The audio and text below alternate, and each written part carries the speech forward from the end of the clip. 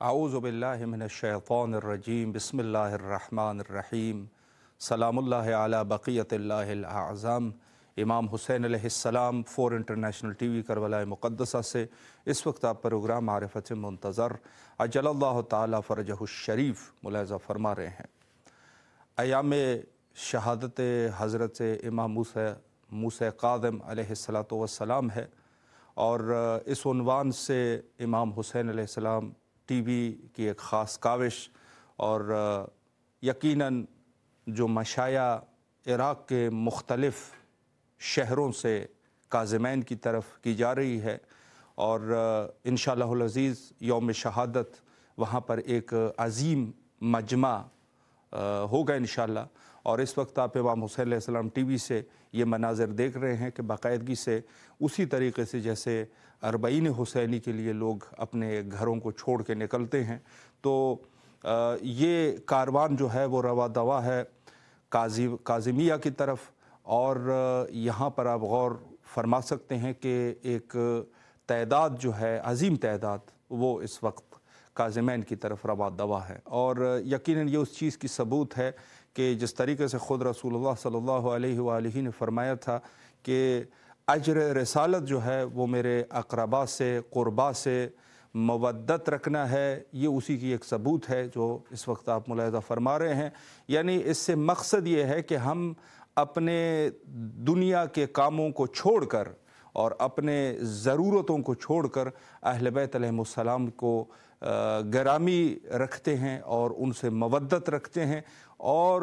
حتیٰ ان کے جو ایام استشہاد ہے، ایام شہادت ہے یا ایام ولادت ہے، اس کو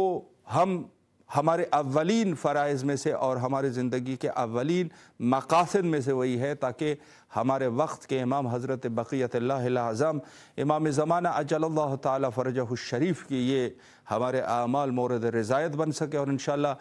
ہم بھی بعد الظہور لشکریان حضرت صاحب الزمان عجل اللہ تعالی فرجہ الشریف میں شامل ہو سکے۔ جہاں تک تعلق ہے حضرت امام موسیٰ کاظم علیہ السلام کا، تو میں یہ عرض کر چکا ہوں کہ خود ہمارے غیبت کبریٰ حضرت امام زمانہ عجل اللہ تعالی فرجہ الشریف میں یہ ذمہ داریوں میں سے ہے کہ ہم اہل بیت کے جتنی بھی افراد ہیں ان سب کے یاد کو زندہ رکھے، اور بالخصوص ہمارے ائمہ اطہار علیہم السلام کہ جن کی یاد کو زندہ رکھنا خود غیبت کے زمانے میں ہماری ذمہ داریوں میں سے شامل ہے۔ اور اس کے ثبوت جو ہے آپ اس وقت اس مشی کے شکل میں دیکھ سکتے ہیں کہ یہ مشی کا سلسلہ مختلف شہروں سے، عراق کے مختلف شہروں سے، کوت سے اور دوسرے علاقے جو بغداد کی طرف اس خاص مخصوص علاقہ جہاں پر حضرت نفس زکیہ امام موسیٰ کاظم علیہ السلام کے جوار اقدس ہے، اسی طرف جو ہے وہ روانہ اور دواں ہیں۔ تو آج میں کچھ گفتگو جو ہے وہ حضرت امام موسیٰ کاظم علیہ السلام کے عنوان سے کرنا چاہوں گا، اور میں عرض کروں کہ جہاں تک خود ہمارے مذہب شیعہ خیر البریہ کا مسئلہ ہے، تو ہمارے پاس تو احادیث متواتر احادیث موجود ہے حضرت امام موسیٰ کاظم علیہ السلام اور باقی ائمہ اطہار علیہ السلام کی امامت کے اوپر، اور اس میں سے مشہور اور معروف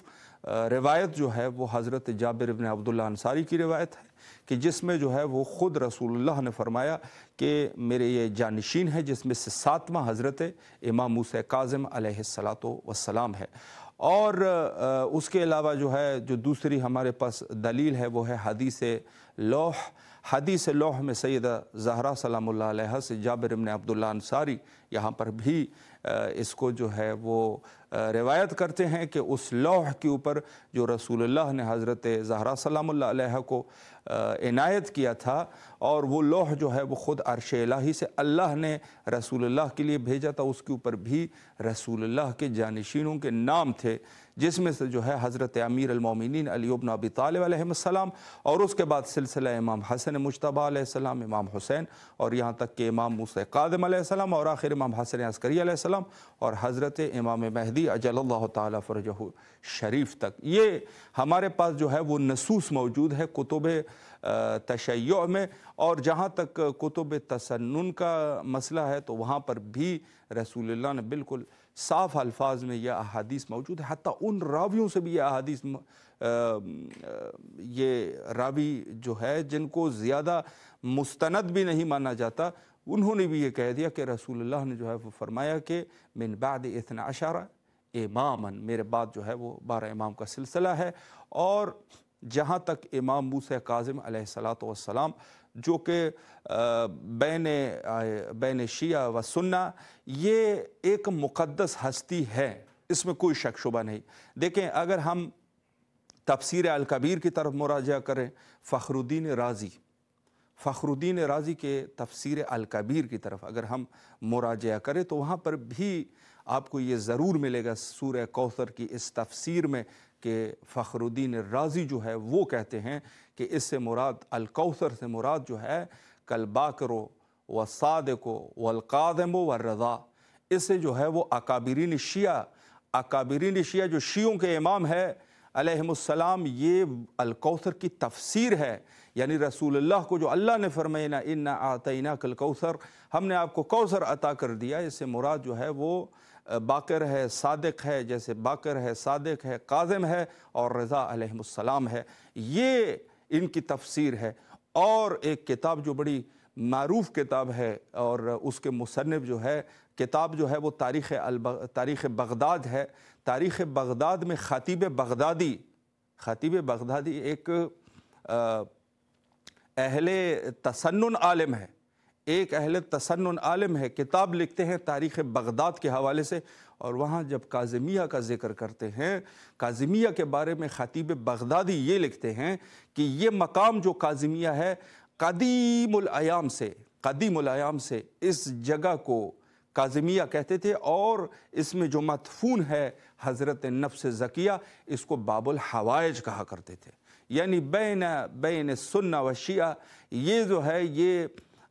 مشہور تھا کہ یہ ہستی جو ہے وہ باب الحوائج ہے۔ جب لوگوں کے حوائج پورے نہیں ہوتے تھے،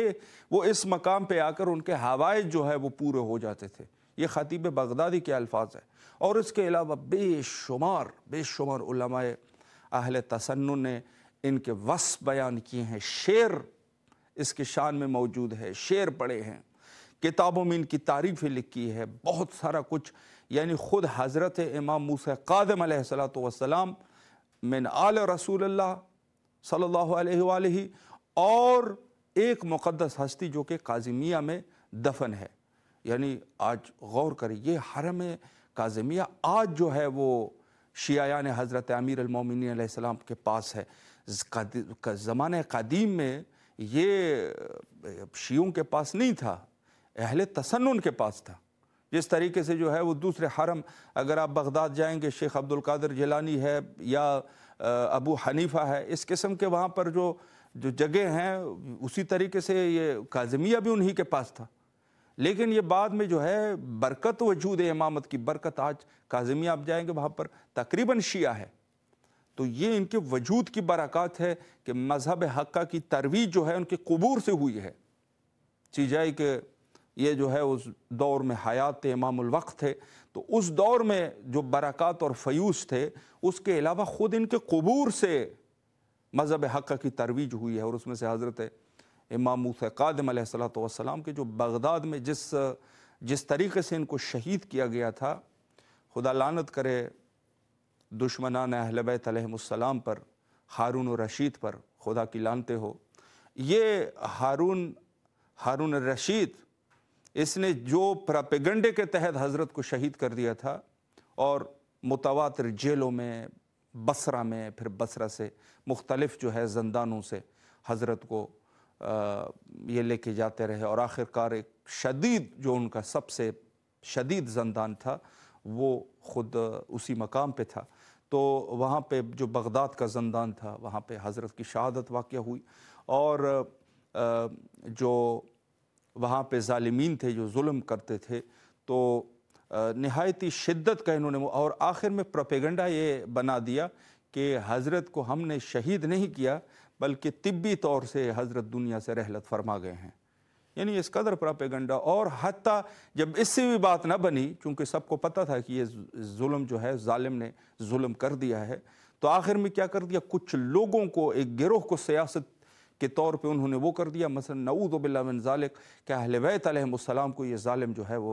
وہ ذلیل کر سکے. نعوذ باللہ من ذالک، نعوذ باللہ من ذالک. اور انہوں نے جو ہے وہ آواز بلند کرنا شروع کر دیا، کہا کہ ھذا امام الروافض، یہ روافض کا امام ہے. یعنی جنازہ حضرت امام موسیٰ کاظم علیہ السلام کے ساتھ جو ہے اس قسم کی آواز کو بلند کر دینا کہ یہ روافض کا امام ہے جس کا جنازہ جا رہا ہے. یعنی یہ بہتان جو ہے یہ قدیم الایام سے لگایا کرتے تھے یہ لوگ، جو آج اس دور میں بھی آپ سنتے ہیں بعض لوگوں کی، جن کی کوئی اوقات نہیں ہے، کوئی بساط نہیں ہے، لیکن وہ بھی یہ کلمے جو ہے وہ ادا کرتے ہیں. یہ خود حضرت امام موسیٰ کاظم علیہ السلام کے زمانے میں بھی یہ ہمارے لیے باعث فخر ہے. میں یہ عرض کرتا ہوں چونکہ اس قسم کے القابات اہل بیت کی وجہ سے دینا، جو یہ لفظ ہے کہ یہ روافض کے امام ہے، تو روافض کا امام یعنی یہ روافض جو ہے وہ انہی کی وجہ سے ہے. تو اگر ان کی وجہ سے ہمیں کوئی روافض کہتے ہیں تو ہمارے لیے باعث فخر نہیں ہے، ہمارے لیے باعث فخر ہے، عظیم فخر ہے. اس سے اور کیا ہو سکتا ہے. ہم جو ہے وہ الحمدللہ آل رسول کے لیے جو ہے ہم نے قدم اٹھائے ہیں، اور ہماری زندگی کا مقصد آل رسول کی محبت اور مودت ہے. اور ان لوگوں کو بھی مبارک ہو جنہوں نے ان پاک ہستیوں کو چھوڑ کر دوسرے لوگوں کی طرف رجوع کر دیا. اور حتیٰ ابن تیمیہ جیسے شخص نے تو اس ہارون نارشید کو بھی کیا کہہ دیا یہ اہل تسنن کا امام ہے. تو آپ لوگوں کو ہارون رشید مبارک ہو، اور ہمیں آل رسول سے محبت ہے. تو آپ پھر اندازہ لگا لیجئے گا کہ ہماری جائیگاہ کہاں ہے اور آپ کی جائیگاہ کہاں ہے. یہ حضرت نفس زکیہ امام موسیٰ کاظم علیہ السلام. اور بالخصوص میں ایک جملہ اور بھی کہنا چاہوں گا. بعض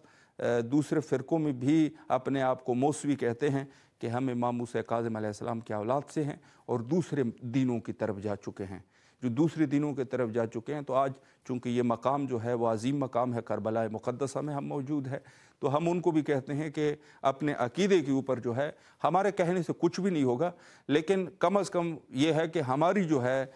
ہم جو ہے اپنی بات جو ہے وہ کریں گے، تاکہ کل ہمیں بھی مرنا ہے تو ہم کم از کم یہ کہہ سکیں کہ ہم نے کہہ دیا تھا. اپنے عقیدے کی نظر ثانی کیجیے. جو مذہب تشیع سے ہٹ کر ہے وہ جا کے اپنے عقیدے کی جو ہے نا نظر ثانی کرے. عقیدے کے اوپر یہ اپنے آپ کو جو ہے اس سے کوئی فائدہ نہیں ہوگا اگر آپ کسی بھی نسل سے ہو، جب تک ان کا وفادار نہیں ہے، ان کے دشمنوں سے آپ محبت کرتے ہو، ان کے دشمنوں سے آپ کی محبت ہے، کچھ نہیں ہو سکے گا. آپ کی جو ہے وہ ضلالت ہمیشہ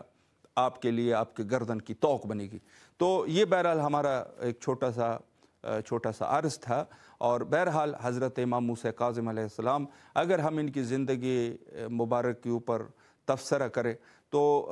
بہت سارے واقعات وابستہ ہے. ایک عظیم تاریخ ہے، اور ایک بہت ہی یعنی اگر ہم بیٹھ بھی جائے اور جا کے ایک سال بھی امام موسیٰ کاظم علیہ السلام پر 3 گھنٹہ بھی روز گفتگو کرنا شروع کرے، ان کی تاریخ بہت وسیع ہے. لیکن مختصراً میں عرض یہ کرنا چاہوں گا جو خاص نکات ہے خود زمانہ حضرت امام موسیٰ کاظم علیہ السلام، جو کہ ایک نہایت ہی سخت زمانہ تھا. دیکھیں ہمارے پاس 2 قسم کے زمانے بڑے سخت گزرے ہیں. ویسے تو سارے ائمہ اطہار علیہ السلام کے جتنے بھی ادوار تھے وہ سخت تھے، لیکن یہ 2 دور جو ہے یہ بڑے سخت دور تھے. ایک جو ہے دور حضرت امام سجاد علیہ السلام، نہایت ہی سخت دور تھا. کربلا کے بعد جب حضرت سید الشہداء علیہ السلام کی کربلا میں شہادت ہوئی ہے، اب حالات ایسے ہے کہ کوئی اپنے آپ کو شیعہ نہیں کہہ سکتا اپنے آپ کو. دوسرا دور جو ہے جب بنی عباس اقتدار میں آئی، یعنی وہ اقتدار بنی امیہ کا عروج تھا، یزید پلیت اور اس قسم کے، تو وہ بنی امیہ کی ابتدا تھی. البتہ بنی امیہ کی ابتدا تو خود امام حسن مجتبیٰ علیہ السلام کے دور میں ہو چکی تھی، لیکن اس دور میں چونکہ کچھ جو ہے وہ تقدس کے قائل تھے اہل بیت علیہ السلام کے لیے. معاویہ بھی جو ہے وہ بھی ناچار تھا، لیکن اس کے بعد جب حضرت امام حسین علیہ السلام کی شہادت ہوئی ہے، مفتیان فاسق، جو فاسق مفتی ہے، انہوں نے جا کے وہ کیا کر دیا، انہوں نے جو ہے باقاعدگی سے سید شہداء کے قتل کا فتویٰ جو ہے وہ جاری کر دیا۔ ایک طرف سے جو رسول اللہ نے فرمایا تھا کہ میں حسین سے ہوں اور حسین مجھ سے ہے، یا حسین جوانان جنت کے سردار ہے، اس کے اوپر ایک پروپیگنڈے کے تحت جو وہاں اس دور کے جو مولوی حضرات تھے، خدا کی لعنتیں ہوں ان کے اوپر، انہوں نے جو ہے وہ سید شہداء کے قتل کا فتویٰ جاری کر دیا اور ان کو نعوذ باللہ من ذالک باغی قرار دیا۔ سید شہداء کا قتل یعنی ایسا تھا جیسے خود وہ حرمت جو ہے وہ پائمال ہو گئی۔ اب حرمت جو پائمال ہو گئی بعد از سید شہداء علیہ السلام جو دور ہے حضرت امام سجاد علیہ السلام کا، نہایت ہی سخت دور ہے۔ واقعہ حرہ وہاں پہ ہو جاتا ہے، بہت سارے حالات، جو بنی امیہ کی عروج کا وقت تھا، اور یہاں پر بعد از امام صادق علیہ السلام بنو عباس کے عروج کا وقت، یہی ہارون رشید کا دور، اور یہ ظالم اس قدر ظالم تھا کہ سب سے پہلے قبر امام حسین علیہ السلام پر، یعنی آپ یہ غور کریں کہ ایک دفعہ حرمت یزید نے توڑی، یزید نے، اور ہارون الرشید نے قبر امام حسین علیہ السلام کو مسمار کر دیا، تخریب کر دی، ان کے انہدام کر دیا۔ یعنی گویا اس نے یہ کہہ دیا کہ یہ فقط ایک یزید نہیں تھا، میں بھی یزید ہوں۔ قبر سید شہداء علیہ السلام، بہت بڑا مجرم، کائنات کا بہت بڑا مجرم ہے یہ ہارون رشید، بہت بڑا مجرم۔ اس مجرم نے آل رسول کے، جو کہ بعد میں پھر کئی دفعہ جو حضرت کی قبر کو مسمار کیا گیا، ظلم کیے گئے، اس میں سے یہ شخص جو ہے یہ وہ ہے کہ جس نے پائمال، یعنی اس کے بعد جو ہے فوراً پھر دور متوکل عباسی اور اس قسم کے، ظاہر ہے اسی حرامی نے جا کے بیج جو ہے وہ بو دیا تھا نا آل رسول کے ساتھ دشمنی کا۔ امام موسیٰ کاظم علیہ السلام کو جس ظلم کے ساتھ شہید کیا گیا ہے، آپ جا کے کتابوں میں پڑھ لیجیے گا کہ حضرت کتنی، اس نے کیا تشدد نہیں کیا ظالم نے۔ اور قبر امام حسین علیہ السلام جو شیعوں کا اول سے ہی مرکز تھا، اس کے اوپر جا کے اس نے ان کو انہدام کر دیا۔ یعنی اس قدر، پھر اس کے بعد جو ہے ان کے آل اولاد میں سے متوکل عباسی جیسا حرامی پیدا ہو جاتا ہے، اور وہ پھر جا کے حل چلا دیتا ہے سید شہداء علیہ السلام کے قبر اقدس کے اوپر۔ بہت سارے واقعات بھی مشہور ہے اس عنوان سے، یعنی حل چلا دینا کربلا مقدسہ میں انہی کے نسل میں سے ایک حرامی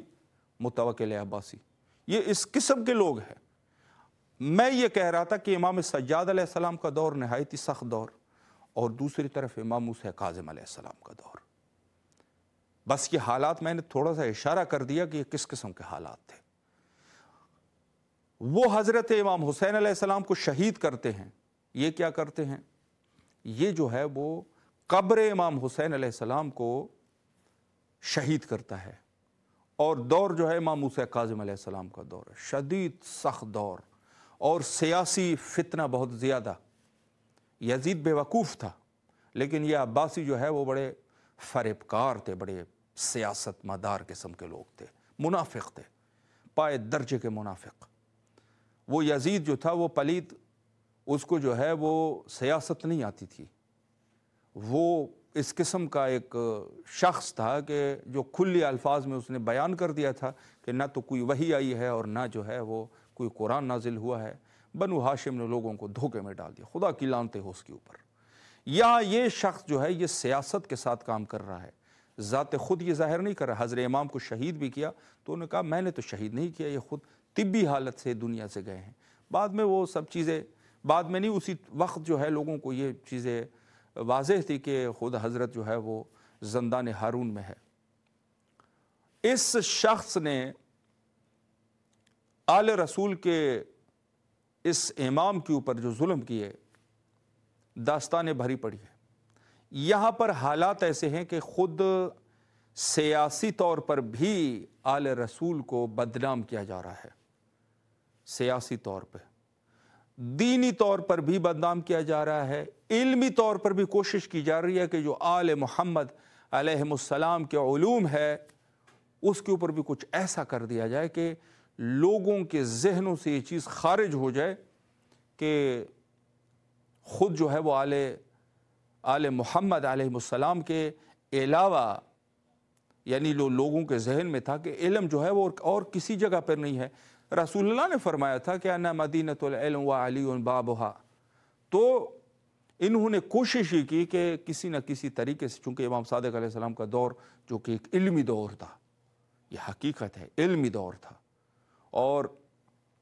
انہوں نے کوشش کی کہ کسی نہ کسی طریقے سے اس علم کو ہم یہ کہہ سکیں کہ علم جو ہے وہ ان کے پاس نہیں ہے، دوسری جگہوں پر بھی علوم ہے۔ اس نے کیا کیا؟ سیاست کی، اور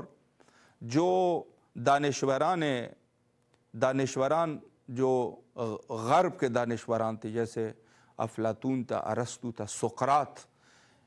انہوں نے جو ہے وہ ان کی کتابوں کو لا کے عربی زبان میں ٹرانسلیٹ کرنا شروع کر دیا،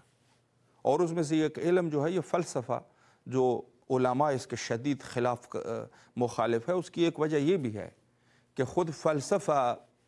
جو کہ بنو عباس جو ہے وہ جا کے غرب سے لے کے آئے تھے آل رسول صلی اللہ علیہ وآلہ کے مقابلے میں، یعنی خود رسول اللہ کے آل کے مقابلے میں جو غرب سے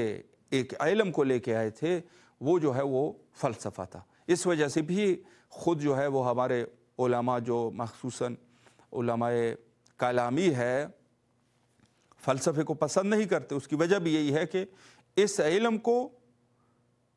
خود آل رسول کے مقابلے میں لے کے آئے تھے، جب مقابلے میں لے کے آئے تو پھر اس وجہ سے مخالف بھی اس کی ہوتی ہے، اور بھی ہوتے وجوہات ہے جو کہ علمی بحثوں میں ان کو مطرح کرتے ہیں۔ لیکن یہاں پہ جو ہے یعنی خود آپ یہ اندازہ کریں کہ خود جو علم آل رسول اللہ ہے صلی اللہ علیہ وآلہ، ان کے لیے بھی کوشش کی جا رہی ہے کہ ایک طریقہ ایسا ڈھونڈ لیا جائے کہ لوگ جو ہے ان کے دلوں سے یہ چیز نکل جائے کہ صرف جو ہے وہ عالم جو ہے وہ صرف اہل بیت ہے علیہم السلام۔ اس طریقے سے کوشش کی اہل بیت کو بدنام کر دینا۔ اہل بیت ممبروں سے اور خود ان کی درباروں میں اہل بیت کی توہین یہ عام چیزیں ہوا کرتی تھی، توہین اہل بیت علیہ السلام عام چیزیں ہوا کرتی تھی۔ جیسے معاویہ علیہ لعنہ والعذاب جس طریقے سے اس نے یہ سلسلہ شروع کیا ہوا تھا، حتیٰ ان لوگوں کے بقول حضرت آیت اللہ العظمیٰ سید صادق شیرازی حفظ اللہ تعالی، ان کے بقول فرمایا کہ انہوں نے وہ ظلم کر دیے کہ حتیٰ وہ بنی امیہ کے چہروں کو بھی سفید کر دیا، یعنی ایک اصطلاح ہے، ان سے بھی آگے چلے گئے کفر میں، الحاد میں، ظلم میں، ہر چیز میں، ان سے بھی بنی امیہ اور بنی مروان سے بھی زیادہ پائے درجے کے جا کے گئے، انہوں نے ایسے کام کر دیے۔ یہ جو عباسی حکمران ہے، ان کی جو ہے بڑی عجیب و غریب قسم کی سٹوری ہے جو کتابوں میں جو لکھی ہوئی ہے، بڑی عجیب سٹوریز ہے۔ انہوں نے کوشش یہ کی کہ علمی اعتبار سے ان کے مقام کو گھٹا دیا جائے، اور اس کے بعد کوشش کی کہ ان کے فضائل کو کم کر سکے۔ ہمارا وقت جو ہے وہ تقریباً انتہا پر، انشاءاللہ ان ایام میں انہی عنوان سے گفتگو کروں گا۔ حجت خدا کے ظہور کے لیے کثرت سے دعا کیا کیجئے۔ اللہم عجل لولیک الفرج۔